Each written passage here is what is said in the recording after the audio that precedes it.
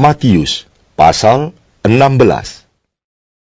Kemudian datanglah orang-orang Farisi dan Saduki hendak mencobai Yesus. Mereka meminta supaya ia memperlihatkan suatu tanda dari surga kepada mereka. Tetapi jawab Yesus, "Pada petang hari karena langit merah, kamu berkata, hari akan cerah. Dan pada pagi hari, karena langit merah dan redup, kamu berkata, hari buruk. Rupa langit kamu tahu membedakannya.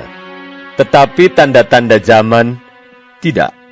Angkatan yang jahat dan tidak setia ini menuntut suatu tanda. Tetapi kepada mereka tidak akan diberikan tanda selain tanda Nabi Yunus."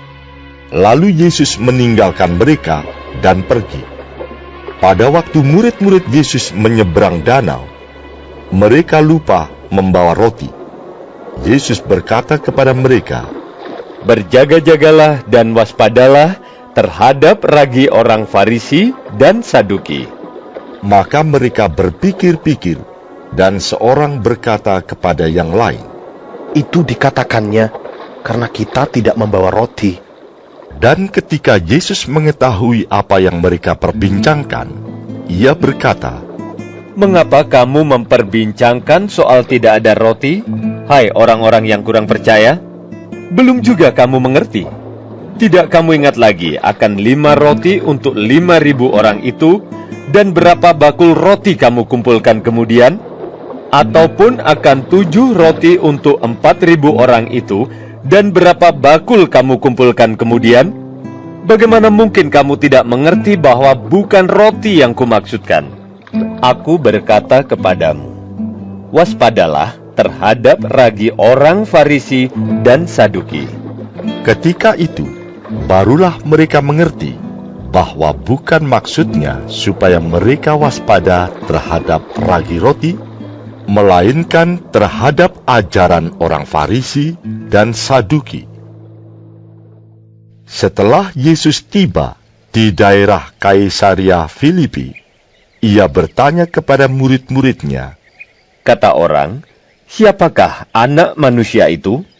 Jawab mereka, Ada yang mengatakan Yohanes Pembaptis. Ada juga yang mengatakan Elia.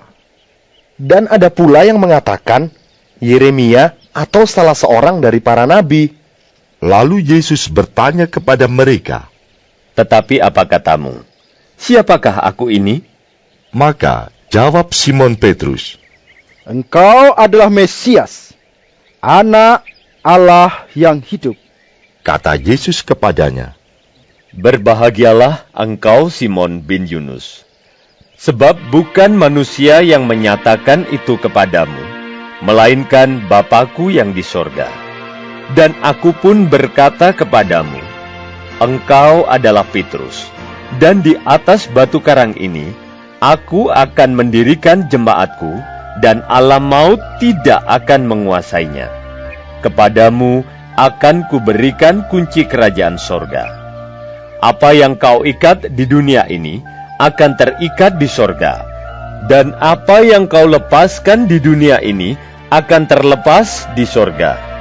Lalu Yesus melarang murid-muridnya supaya jangan memberitahukan kepada siapapun bahwa ia Mesias.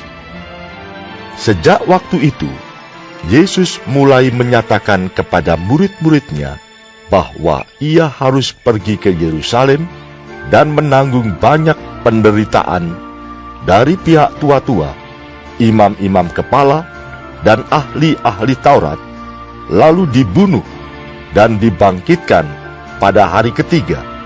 Tetapi Petrus menarik Yesus ke samping dan menegur dia, katanya, Tuhan, kiranya Allah menjauhkan hal itu. Hal itu sekali-kali takkan menimpa engkau.